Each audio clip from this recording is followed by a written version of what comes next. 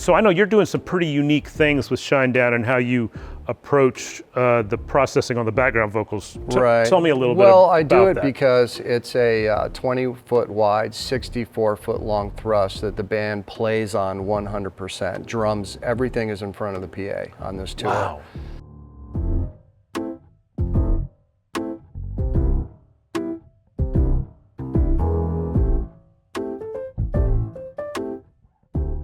So how I manage the backgrounds, there's a very powerful thing in this desk is signal flow.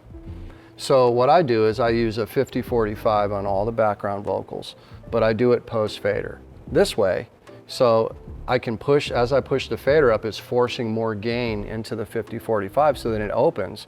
But if anything gets squirrely at all, I can just pull it down a little bit, and it's basically adjusting the threshold of gain through it.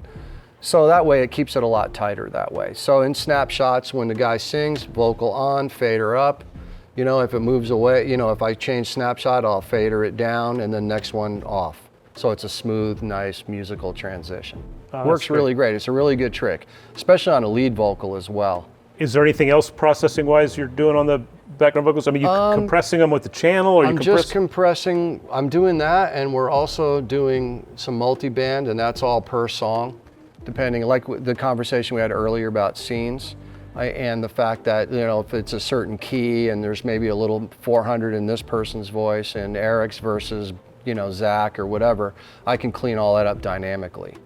So you're using the dynamic EQ, as an EQ. And you're adjusting it differently for every song, depending on the range they're singing in. Every single song. That's where I was going, where it's a very complex build, but once it's done, it's magical. So it's worth the work. Yeah, I've been around so many guys who mix records, and I think you probably put in 3 or 4 times more time on your live mix for every song than they spent.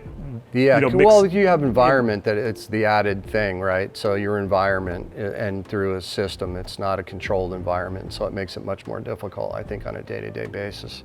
And what are you doing effect-wise on the backing vocals? Is just there's reverbs, or are there multiple reverb layers? There's multiple things we can do. Let's go here and find them. So basically there's background, there's verb, I do harmonizer, the Eventide. I also do a delay thing with spread to kind of make them wide in choruses at the end delays. And those are all changing from song to song? Yeah, and from song to song, yeah. So what preset are you typically using on the H3000? On that particular song, layered shift. So that's actually varying from song to song. It depends on how it sits. You know, I basically listen to the record of any artist and break down the songs and really pay attention to effects, make notes, whether it's sitting there on my phone on an airplane to a gig or whatever. And I like to revisit it too, because often as the tour progresses, it becomes your thing. So it's like every couple weeks I'll sit down with iTunes and play a song and solo in place, and then listen to what I'm mixing, and just to keep it, you know, relevant to the record.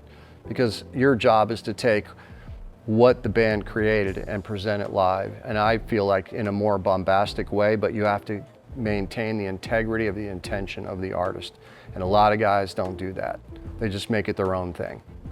You know, and I feel like you're presenting something like when you go to a movie, how big and awesome it is. I feel like it's an experience, and that's what I want people to get live. That's great.